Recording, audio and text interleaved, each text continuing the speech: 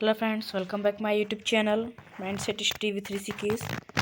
तो आज हम एक नया टॉपिक शुरू करने वाले हैं जिसका नाम है कार्य ऊर्जा। ये हमारे फिजिक्स चैप्टर के मतलब फिजिक्स टॉपिक के 4th चैप्टर है। फिजिक्स टॉपिक का हमारे साइंस में जो फिजिक्स है टॉपिक उसका 4th चैप्टर है। 4th चैप्टर है उसका कार्य और ऊर्जा, वर्क एंड एनर्जी। तो मेरे क्लास 9th के हिंदी मीडियम का है ये, ठीक है। तो शुरू करते हैं अपना स्टेप बाय स्टेप। अपना क्लास हम कंप्लीट करेंगे आज का, ठीक है। तो चलिए देखते हैं। सबसे पहले तो हम इस चैप्टर का सामान्य परिचय ले लेते हैं। इस चैप्टर का सामान्य परिचय, तो इसकी भूमिका देखिए। सभी सजीवों को भोजन की आवश्यकता होती है। जीवित रहने के लिए जीवों को मूलभूत गतिविधियां करनी पड़ती हैं। इन गतिविधियों को हम जैव प्रक्रम कहते हैं, ठीक है। अगला है, इन जैव प्रक्रमों को संपादित करने के लिए जीवों को ऊर्जा की आवश्यकता होती है जो वे भोजन से प्राप्त करते हैं। मतलब जो जैव प्रक्रम में संपादित करने वाले जो सजीव हैं उनको ऊर्जा की आवश्यकता होती है। तो ऊर्जा के लिए भोजन प्राप्त करते हैं, भोजन का उपयोग करते हैं।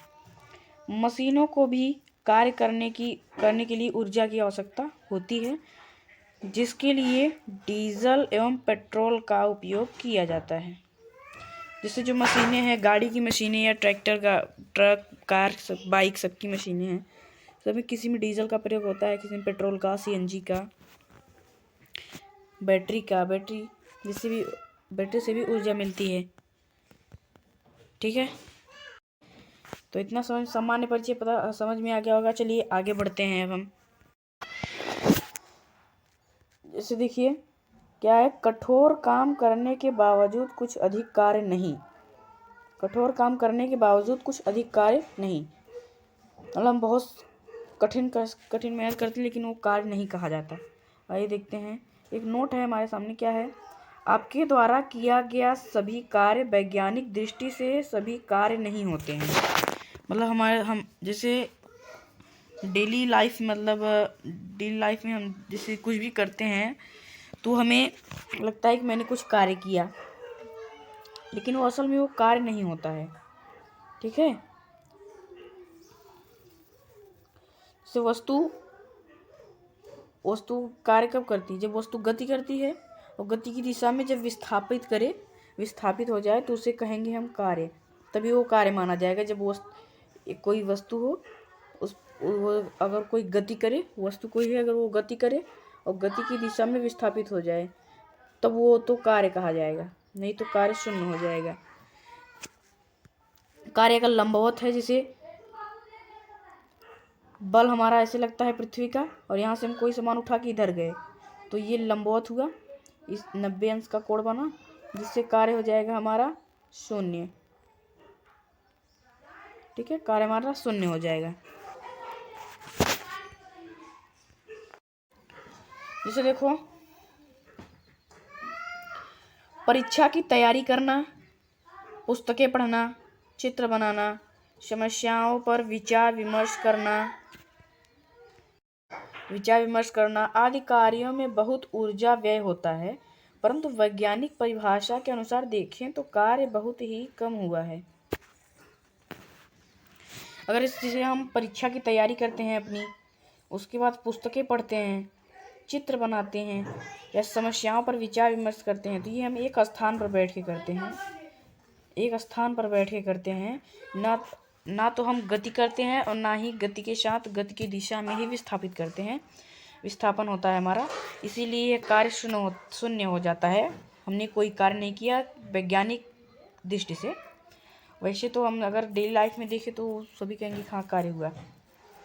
अगला देखिए, हम दैनिक जीवन में बहुत से शारीरिक और मानसिक कार्य करते हैं, जैसे कि मैदान में खेलना, मित्रों से बातचीत करना, किसी धुन को गुनगुना, सिनेमा देखना, किसी विषय पर गहन विचार विमर्श करना आदि। परंतु ये सभी कार्य नहीं समझा जाएगा।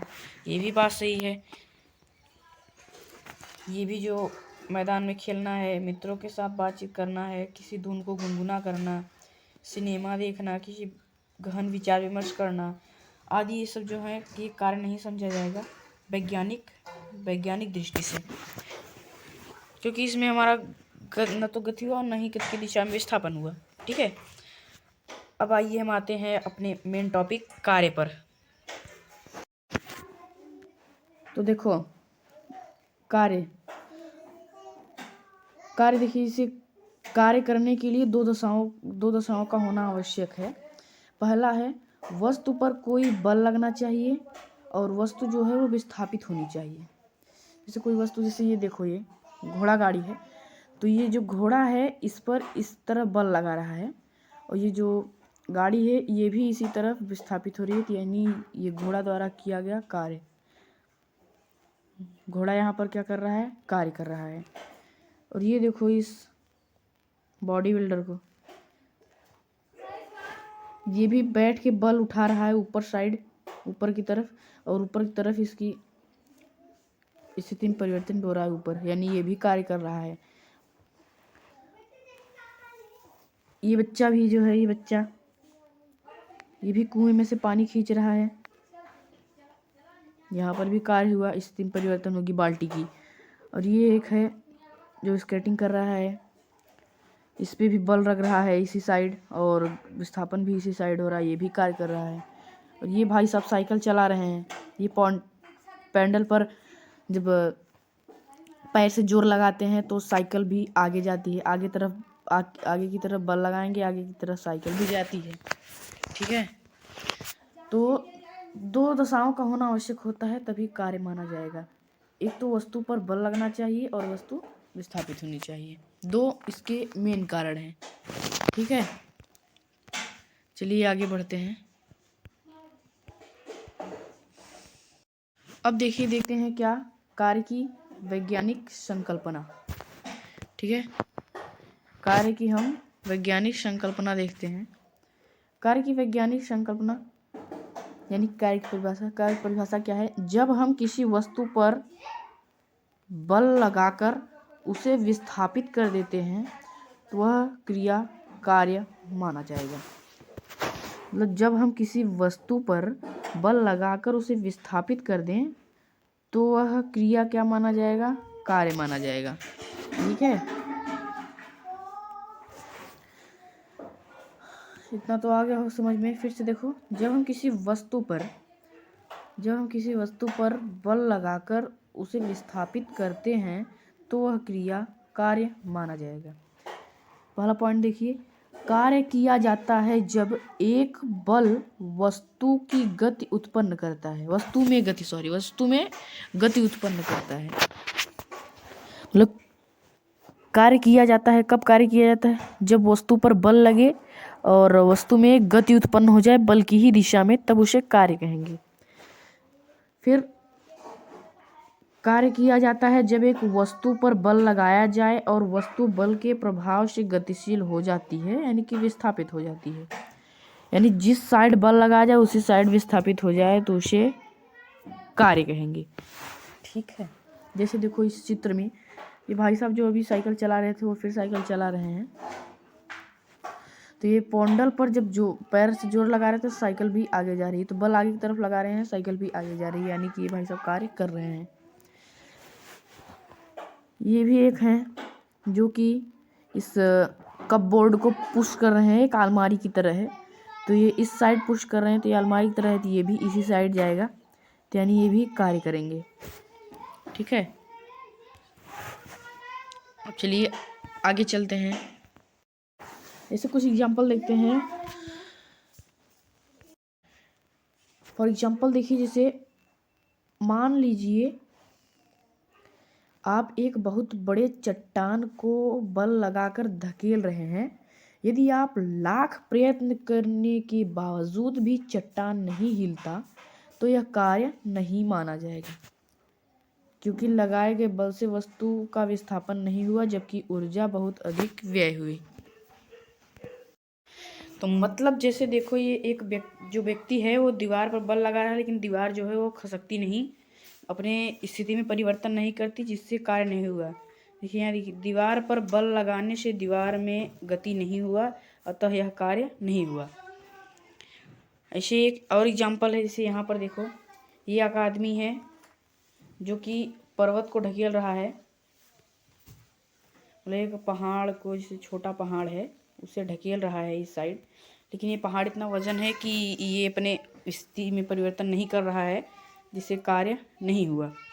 ठीक है, जब तक किसी वस्तु में से एक वस्तु है, इस पर कितना भी बल लगाओ, अगर ये अपनी स्थिति परिवर्तन न करे तो वस्तु कार्य नहीं करेगी। अगर स्थिति में परिवर्तन हुआ बल की दिशा में, तब उसे कार्य माना जाएगा। ठीक है, एक और एग्जाम्पल अगला देखिए। दूसरा एग्जाम्पल क्या है, देखो, एक व्यक्ति भारी सूटकेस, मोबाइल इसमें लगा,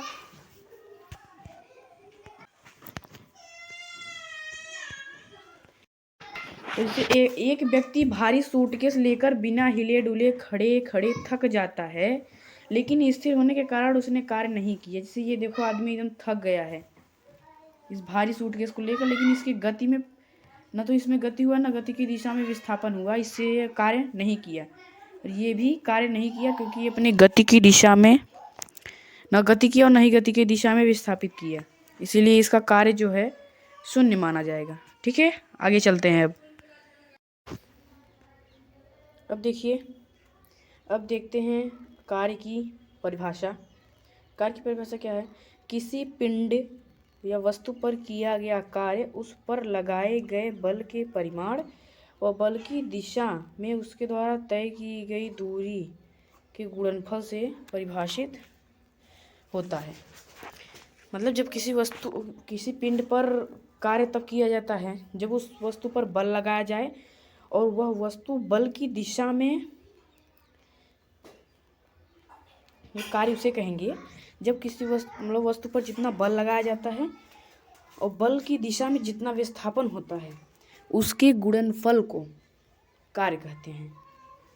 कार्य का सूत्र क्या होता है?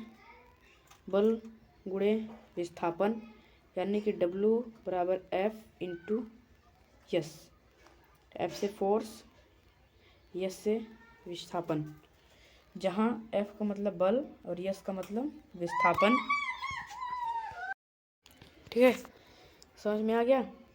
कार्य मतलब किसी वस्तु पर कार्य तब होता है जब उस वस्तु पर जितना बल लगाया जाए और उस वस्तु द्वारा बल की दिशा में ही जितना विस्थापन हो उसका गुणनफल किया जाएगा, तो कार्य उतना कार्य किया जाएगा। कार्य का सूत्र होता है W बराबर F इंटू यस, यानी कि कार्य बराबर बल गुणे विस्थापन, जहाँ इसमें F जो है वो बल है, यस जो है विस्थापन है। अब देखिए, अब हम देखते हैं कार्य का मात्रक, यूनिट ऑफ वर्क। कार्य का मात्रक क्या होता है? देखो, कार्य का मात्रक है कार्य बराबर बल गुणे विस्थापन, F इंटू यस। बल को न्यूटन यन से मापा जाता है और विस्थापन को मीटर से मापा जाता है, इसीलिए कार्य का यसाई मात्रक जो है वो न्यूटन मीटर या फिर जूल है। यानी कि बल का जो एसआई मात्रक है न्यूटन मीटर और या तो जूल। 1 न्यूटन मीटर बराबर 1 जूल होता है। नोट क्या है? कार्य एक प्रकार की ऊर्जा है।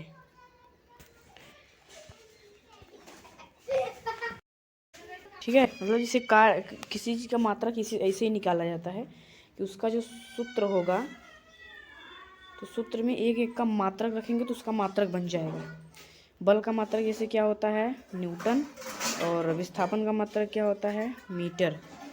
तो क्या हो जाएगा? न्यूटन मीटर से इसका एसआई मात्रक 1 न्यूटन मीटर 1 न्यूटन मीटर बराबर कितना होता है?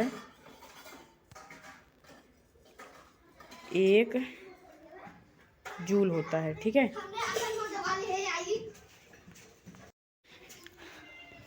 तो देखिए अब देखते हैं कार्य का परिमाण निम्न दशाओं पर निर्भर करता है। उसका परिमाण देखो, कार्य का जो परिमाण होता है वो निम्न दशाओं पर, मतलब किसके, इस पे बल का परिमाण और विस्थापन पर। क्योंकि इसका सूत्र क्या होता है, इसका सूत्र होता है W बराबर F इंटू एस। अभी मैंने क्या बताया कि किसी भी सूत्र के बारे में जितनी भी चीज़ें होती हैं सब उसके सूत्र पर ही होती हैं जिससे वो सूत्र बना होता है। तो ये बल और विस्थापन से बना है, तो इसका जो परिमाण होगा वो भी बल के परिमाण और विस्थापन पर ही निर्भर करेगा। क्या है, जैसे देखो बल का परिमाण जो है उससे ज़्यादा बल तो ज़्यादा किया गया कार्य, कम बल तो कम किया गया कार्य। यानी जो जो फोर्स होता है, फोर्स वो प्रोपोर्शनल होता है वर्क के। यानी अगर बल बढ़ेगा तो कार्य बढ़ेगा और बल घटेगा तो कार्य घटेगा। और ज़्यादा विस्थापन होगा तो ज़्यादा कार्य होगा, कम विस्थापन तो कम कार्य। ये भी जो होता है, ये विस्थापन भी प्रोपोर्शनल होता है W के, यानी कि कार्य के, कि ज़्यादा विस्थापन तो ज़्यादा कार्य, कम विस्थापन तो कम कार्य। ठीक है, इतना समझ में आ गया। चलिए अगला आगे चलते हैं। अब देखिए, अब हम एक और टॉपिक देखते हैं। क्या है, 1 जूल कार्य को परिभाषित कीजिए। मतलब हम एक जूल कार्य को परिभाषित करेंगे। 1 जूल कार्य मतलब कैसे होता है, देखो 1 जूल कार्य, जब किसी वस्तु को 1 न्यूटन बल लगाकर उसकी बल की दिशा में 1 मीटर विस्थापित किया जाता है तो कहा जाएगा कि कार्य जो है वो 1 जूल हुआ है। कैसे, देखो कार्य का जो सूत्र होता है बल गुणे विस्थापन, यानी कि W बराबर F इंटू यस। तो फोर्स कितना है, बल कितना दिया है, 1 न्यूटन माना गया है तो 1 न्यूटन, और विस्थापन 1 मीटर। ठीक है, तो एक हो जाएगा। और कार्य का मात्रक हमने क्या देखा, कार्य का मात्रक हमने जूल देखा, तो जूल लग जाएगा। यानी कि जो 1 जूल कार्य होता है, मतलब 1 जूल कार्य हुआ जब किसी वस्तु पर 1 न्यूटन का बल लगेगा और वह वस्तु 1 मीटर विस्थापित हो जाएगी तो कितना कार्य होगा, 1 जूल कार्य होगा। ठीक है, समझ में आ गया। अब आइए 1-2 एग्जाम्पल देख लेते हैं, एक का 2 एग्जाम्पल, ज़्यादा नहीं। पहला एग्जाम्पल ये है कि एक व्यक्ति है जो 100 न्यूटन बल लगाकर एक पत्थर को 3 मीटर विस्थापित कर देता है। तो उसके द्वारा किया गया कार्य ज्ञात कीजिए। मैं उस व्यक्ति द्वारा किया गया कार्य बताना है। तो जैसे देखियो यहाँ पर लगाया गया जो बल कितना है, 100 न्यूटन है, और विस्थापन कितना किया है, 3 मीटर। तो हमारा सूत्र क्या है, W बराबर F इंटू यस। तो बल कितना है, 100 न्यूटन, 100 रख देंगे यस के स्थान पर, यस यानी कि हमारे विस्थापन कितना है, 3 मीटर है तो 3 रख देंगे। 100 में 3 का गुणा करेंगे तो 300 जूल आ जाएगा। यहाँ जूल क्योंकि ये कार्य का मात्रक है तो 300 जूल हमारा आंसर हो जाएगा। यहाँ पर ये कोई वस्तु है, ये वस्तु की आरंभिक अवस्था है। इस पर जब ये मतलब बल लगाएंगे, यहाँ पर हम 100 न्यूटन का बल लगाएंगे तो ये 3 मीटर विस्थापित करेगी, तो ये अंतिम अवस्था हो गई इसकी। ठीक है, तो यहाँ पर पूरा हमारा 300 जूल काम होगा। कितना, 300 जूल कार्य होगा यहाँ। ठीक है, अगला एग्जाम्पल देखो। तो देखो ये है हमारा दूसरा एग्जाम्पल, इसको हम खुद से लगाने का प्रयास करेंगे। ठीक है, तो क्या है, एक लड़का है जो एक टेबल है यहाँ पर, इस टेबल पर वो कितना 20 न्यूटन का बल लगाता है और उसे हिला भी नहीं पाता है और वह थक जाता है। तो उसके द्वारा किया गया कार्य परिकलित कीजिए। ये सबसे इजी क्वेश्चन है क्योंकि आपको यहाँ पहुँचने पर ही, इतना पढ़ने पर ही पता चल जाएगा हाँ इसका आंसर क्या होगा। जब आप यहाँ से पढ़ेंगे 20 न्यूटन का बल लगाकर उसे हिला भी नहीं पाता है और थक जाता है, बस इतना ही पढ़ने पर आपको आंसर का अंदाज़ा लग जाएगा, क्योंकि अभी हमने पहले पढ़ा कि अगर कोई वस्तु है और उस पर बल लगाया जा रहा है और अगर वस्तु विस्थापन नहीं करे या उस वस्तु पर जो बल लगाया जा रहा है अगर वह वस्तु गति अवस्था में ना आए और वो गति अपने स्थान मतलब वो वस्तु अपने स्थान से दूसरे स्थान पर ना आए, तो वहाँ पर कार्य जो होगा क्या होगा, हमारा शून्य होगा। ठीक है, वो हिला भी नहीं पाता, यहाँ देखिए दिया भी है, मतलब उसको खिसका भी नहीं पाता थोड़ा सा भी, इसलिए वस्तु में ना तो गति होती है ना ही वस्तु की स्थिति में परिवर्तन होता है, जिससे कार्य कितना होगा, इसका 0 होगा। ठीक है, देखिए करके देखते हैं। देखो W बराबर कितना होता है, F इंटू यश। ठीक है, F इंटू यश होता है बल गुणे विस्थापन। तो बल कितना है हमारा 20 है गुणे, और हिला भी नहीं पाता है या और थक जाता है, तो यानी विस्थापित नहीं हुई वस्तु, यानी विस्थापन कितना हो जाएगा 0। तो 20 का जब 0 में गुणा करेंगे तो कितना आएगा,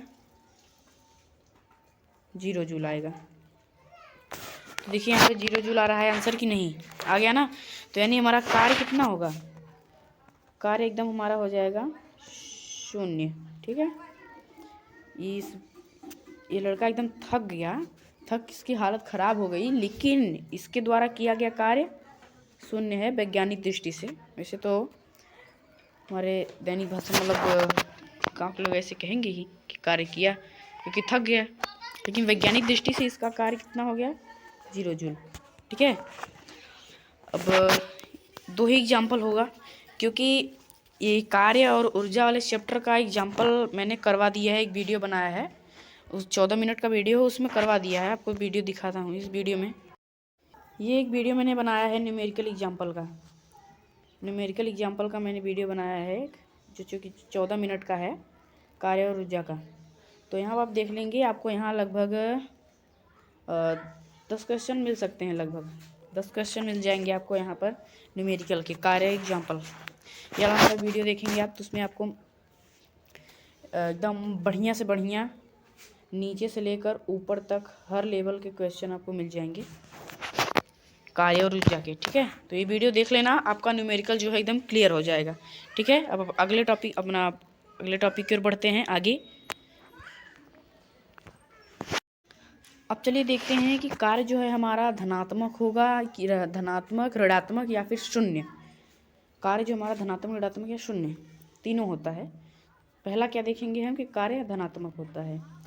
क्या है, जैसे कार्य धनात्मक होता है जब बल वस्तु की गति की दिशा में लगाया जाए, मतलब जिस तरफ वस्तु गति कर रही है या जिस तरफ वस्तु पर बल लगाया जा रहा है वस्तु भी उसी तरफ गति करे, तो कार्य हमारा क्या होगा, धनात्मक। फिर से ये एक कार है, कार्य इस कार पर कार्य कब धनात्मक होगा, जब इस वस्तु पर जो बल है वो लगाया जाए, तो जिस दिशा में बल लगाया जाए उसी दिशा में ये कार जो है गति करे। अगर इस कार पर हम पीछे से बल लगाएंगे तो ये कार जो है आगे जाएगी बल की ही दिशा में। जैसे ये लड़की है जो इस कार को आगे से रस्सी से बांध के खींच रही है, तो बल भी आगे की तरफ लगा रही है और विस्थापन भी इसका आगे की तरफ हो रहा है, गति भी इसका आगे की तरफ हो रहा है, यानी कि कार्य हमारा क्या है, धनात्मक है। ठीक है, यहाँ उदाहरण भी है, एक बच्चा खिलौना गाड़ी को पृथ्वी के समानांतर खींच रहा है, यह धनात्मक कार्य है। धनात्मक कार्य पृथ्वी के गुरुत्व बल की दिशा में किया गया कार्य है। ठीक है, गुरुत्व बल की दिशा में किया गया कार्य है, यानी कि जिस दिशा में बल लगाया जाए गति भी उसी दिशा में हो तो वो कार्य धनात्मक होगा। ठीक है, अब देखते हैं कार्य ऋणात्मक है। अब चलिए देखते हैं कि कार्य ऋणात्मक कब होगा। ऋणात्मक अब हम देखेंगे, ऋणात्मक कार्य तब होता है जब बल वस्तु की गति के विपरीत दिशा में लगता है 180 डिग्री के कोण पर। ठीक है, जैसे उदाहरण क्या है, जब हम ज़मीन पर रखे फुटबॉल पर किक मारते हैं, एक फुटबॉल है जिसको हम ज़मीन पर रख के अपने पैर से लात मारते हैं, फुटबॉल किक मारने की दिशा में चलती है, मतलब जिस तरफ हम पैर से मारेंगे फुटबॉल को उसी दिशा में जाएगी। यह धनात्मक कार्य है। ये तो अभी हमने पढ़ा कि जिस तरफ बल लगाया जाए उसी तरफ गति करे तो कार्य धनात्मक होगा। लेकिन जब फुटबॉल रुकती है उस पर घर्षण बल गति की दिशा के विपरीत दिशा में कार्य करता है। मतलब हम चलें, चाहे कोई कार चले, चाहे कोई भी वस्तु चले अगर ज़मीन के तल पर, तो जो उसका घर्षण बल होता है वो उस वस्तु के विपरीत दिशा में लगता है। ठीक है, तो हम जब फुटबॉल मारेंगे तो ये घर्षण बल जो है वो फुटबॉल के गति की दिशा के विपरीत दिशा में लगेगा, जिससे ये कार्य ऋणात्मक हो जाएगा। ठीक है, यानी कि ये गति कर रहा है जिस दिशा में, उसका बल उस दिशा में नहीं लग रहा है, यानी कि गति कर रहा है इस दिशा में ये, लेकिन घर्षण बल लग रहा है इसका विपरीत दिशा में। तो अगर गति के विपरीत दिशा में बल लगे तो वो कार्य क्या होगा, ऋणात्मक होगा। ठीक है, फिर नीचे क्या है, ऋणात्मक चिन्ह का अर्थ पृथ्वी के गुरुत्व बल के विपरीत कार्य। मतलब ऋणात्मक चिन्ह का अर्थ है मतलब जो पृथ्वी का गुरुत्व बल है उसके विपरीत कार्य हो रहा है। ठीक है, अब देखते हैं कार्य शून्य है नहीं, ये हमारा लास्ट टॉपिक रहेगा। हम देखते हैं कार्य शून्य है। ठीक है, शून्य कार्य देखते हैं। कार्य शून्य तब होता है जब लगाए गए बल की दिशा जब लगाए गए बल और गति की दिशा के में 90 अंश का कोण बनता है। यानी कि यहाँ से ये कोई मेज पर कोई रखा सामान है, इसको यहाँ से हम उठाए और यहाँ तक लेके आए, उठाए यहाँ से और लेके खड़े रहे, ये कोई वस्तु है, यहाँ से हम इसको ऐसे उठा लिए ऊपर और लेके खड़े हैं, तो गति जो है हमारा खड़े हैं और लेकिन फिर इधर आ गए, थोड़ा गलत हो गया। इस वस्तु को यहाँ से उठाए ऊपर की तरफ गुरुत्वाकर्षण के विपरीत और यहाँ ले आई इतना, तो इस दोनों के बीच में 90 अंश का कोण बनेगा, क्योंकि यहाँ हम ऊपर उठाएंगे और इधर ले आएंगे, तो 90 अंश का कोण बनेगा, इसलिए ये कार्य 0 होगा। उदाहरण देखिए, चंद्रमा पृथ्वी के चारों ओर तरफ गोली पथ में गति करता है। यहाँ पर पृथ्वी का गुरुत्व बल चंद्रमा के गति की दिशा के साथ जो है